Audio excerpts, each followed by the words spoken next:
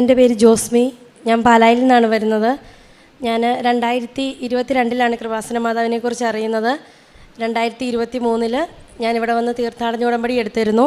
അതിനു മുമ്പ് തന്നെ ഓൺലൈൻ ഉടമ്പടി വഴിയായിട്ട് എനിക്ക് കിട്ടിയ രോഗസൗഖ്യം ഞാനിവിടെ സാക്ഷ്യപ്പെടുത്തിയിട്ടുണ്ടായിരുന്നു. കഴിഞ്ഞ പ്രാവശ്യം ഉടമ്പടി എടുത്തപ്പോൾ ഞാൻ എൻ്റെ പേഴ്സണലായിട്ടുള്ള ഒരു കാര്യങ്ങളും എഴുതിയിരുന്നില്ല.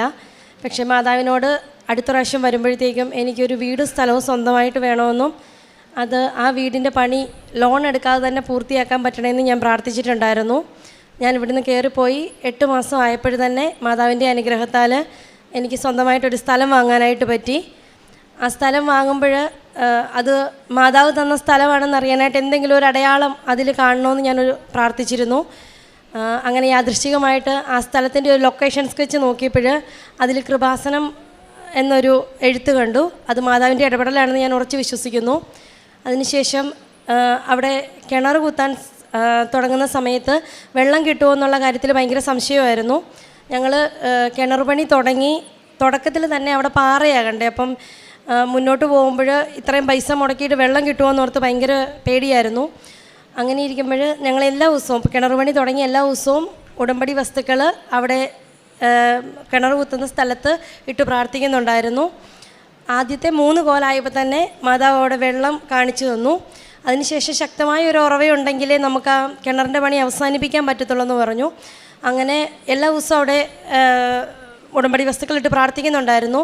ഒരു ദിവസം പ്രാർത്ഥിച്ചിട്ടൊക്കെ കിടന്ന സമയത്ത് ഞാനൊരു സ്വപ്നം കണ്ട. സ്വപ്നത്തിൽ ഒരു കറുത്ത പാറയിൽ നിന്ന് ശക്തമായിട്ട് ഉറവ വരുന്നതായിട്ട് ഞാൻ സ്വപ്നത്തിൽ കാണുകയുണ്ടായി.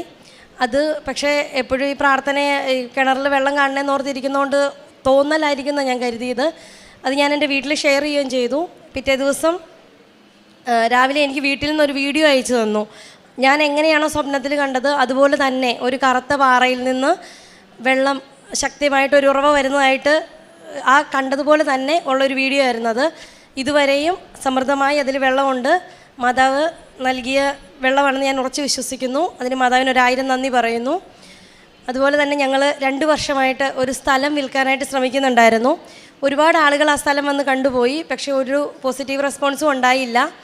ഞങ്ങളവിടെ ഉപ്പിട്ടൊക്കെ പ്രാർത്ഥിക്കുന്നുണ്ടായിരുന്നു നിരന്തരമായിട്ട്. പക്ഷേ കുറച്ച് നാളായപ്പോൾ ഞങ്ങളുടെയും പ്രതീക്ഷ നശിച്ചു. ഇനി അത് വിറ്റുപോകില്ലായിരിക്കും, ദൈവഹിതം എന്താണോ അത് നിറവേറട്ടെ എന്ന് ഞങ്ങൾ പ്രാർത്ഥിച്ചു. പക്ഷേ മാതാവിൻ്റെ ഇടപെടലാൽ കഴിഞ്ഞ മാസം ആ സ്ഥലം കച്ചവടമായി. ഈ മാസം അതിൻ്റെ രജിസ്ട്രേഷൻ നടത്താനുള്ള അനുഗ്രഹം മാതാവ് നൽകി.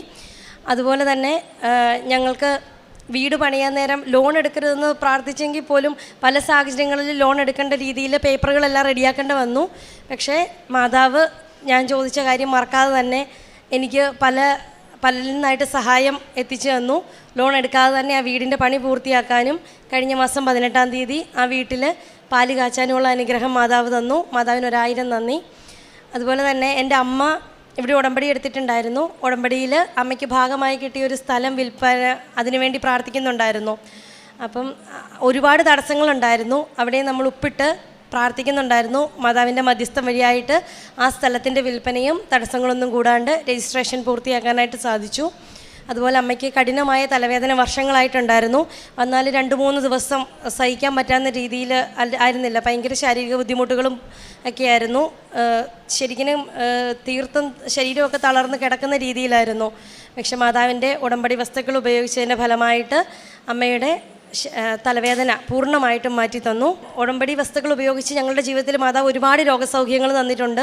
എൻ്റെ കൂട്ടുകാർക്കും അവർക്കൊക്കെ എന്തെങ്കിലും ബുദ്ധിമുട്ട് പറയുമ്പോൾ ഞാൻ ഉടമ്പടി നേർച്ച വസ്തുക്കൾ കൊടുക്കാറുണ്ട്. പ്രേക്ഷിത പ്രവർത്തനമായിട്ട് ഞങ്ങൾ ഇവിടുന്ന് കിട്ടുന്ന പത്രം ഞങ്ങൾക്ക് കിട്ടിയ അനുഭവം പറഞ്ഞ് തന്നെ വിതരണം ചെയ്യാറുണ്ട്. മാതാവിൻ്റെ ഉടമ്പടി ധ്യാനങ്ങളും സാക്ഷ്യങ്ങളും അതുപോലെ തന്നെ ആരെങ്കിലും എന്തെങ്കിലും വിഷമം പറഞ്ഞാൽ മാതാവിനെക്കുറിച്ച് അവരോട് പറഞ്ഞ് നമ്മൾ പറഞ്ഞു തന്നെ ഒരുപാട് പേര് ഇവിടെ വന്ന് ഉടമ്പടി എടുത്തിട്ടുണ്ട്. മാതാവിനെക്കുറിച്ച് പറയാൻ കിട്ടുന്ന ഓരോ അവസരങ്ങളും ഞങ്ങൾ പാഴാക്കി കളയാറില്ല. അതുപോലെ തന്നെ കാരുണ്യപ്രവൃത്തിയായിട്ട് വിദേശത്തായതുകൊണ്ട് നമുക്ക് അവിടെ നിന്ന് അധികം ഒന്നും ചെയ്യാൻ പറ്റത്തില്ല. നാട്ടിലേക്ക് പൈസ അയച്ചു കൊടുത്ത് നാട്ടിലാണ് ചെയ്യിക്കാറ്. പാവങ്ങൾക്ക് വസ്ത്രം വാങ്ങിച്ചു കൊടുക്കാറും ഭക്ഷണം വാങ്ങിച്ചു കൊടുക്കാറും ഒക്കെയുണ്ട്. രോഗികളെ സഹായിക്കാറുണ്ട്. അതുപോലെ തന്നെ ഫേസ്ബുക്കിലൊക്കെ കാണുന്ന രോഗികളായിട്ടുള്ള ആൾക്കാരെ സഹായിക്കാറുണ്ട്. അമ്മ മാതാവ് ഇതുവരെ നൽകിയ എല്ലാ അനുഗ്രഹങ്ങൾക്കും ഒരുപാട് നന്ദി പറയുന്നു.